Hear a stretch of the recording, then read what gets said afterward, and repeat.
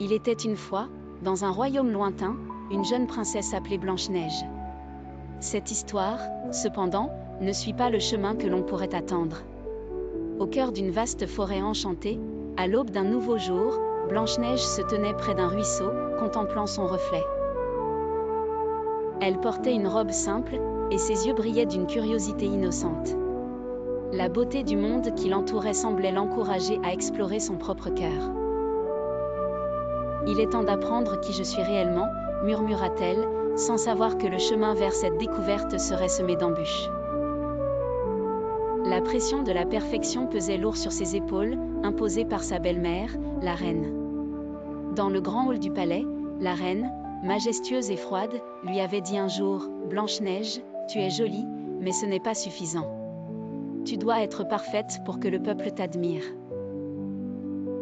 La princesse, troublée par ces mots, se tenait devant un miroir doré, son reflet lui renvoyant une image qui ne lui semblait pas être la sienne.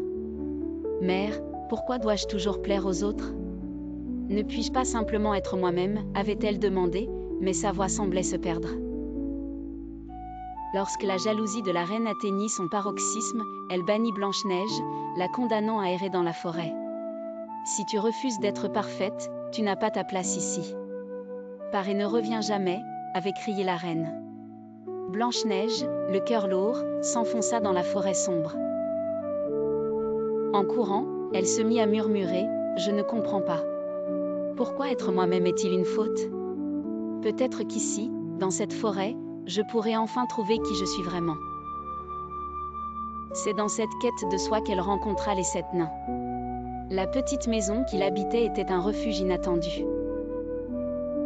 En entrant, elle fut accueillie par Grincheux, le nain-chef. « Qu'est-ce que tu fais ici, étrangère » demanda-t-il.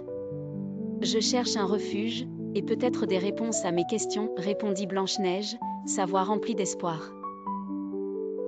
Simplet, l'un des nains, lui sourit et murmura « Tu es différente, mais, en fait, c'est bien. » Il était temps pour Blanche-Neige de réaliser que sa différence pourrait être sa plus grande force, et elle répondit avec assurance « Peut-être que cela suffit si l'on a du courage et qu'on reste fidèle à soi-même. » Mais le destin ne lui laissa pas longtemps de répit.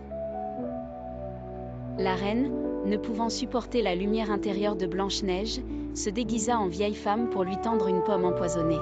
« Prends-la et obéis » ordonna-t-elle. Mais Blanche-Neige, d'un ton ferme, répondit « Non. Je choisis de ne pas céder à la peur ou à vos attentes. Mon courage est ma force. » Ce moment de défi marqua un tournant. En repoussant la pomme, elle comprit que sa véritable puissance résidait dans son authenticité. Alors que la confrontation finale approchait, la reine, furieuse, dévoila son apparence maléfique. « Comment oses-tu me défier » s'écria-t-elle. « Parce que je sais maintenant que je n'ai pas besoin de votre approbation pour être moi-même » répliqua Blanche-Neige avec une détermination renouvelée. À cet instant, une lumière éclatante émana de Blanche-Neige, repoussant la reine dans l'obscurité. La vérité et l'amour de soi triomphèrent. La reine, perdant ses pouvoirs, s'évanouit dans les ombres. Finalement, Blanche-Neige retourna au royaume, non pas pour plaire aux autres, mais pour régner avec son cœur. « Le courage et l'authenticité sont mes véritables forces » se dit-elle en prenant place sur le trône.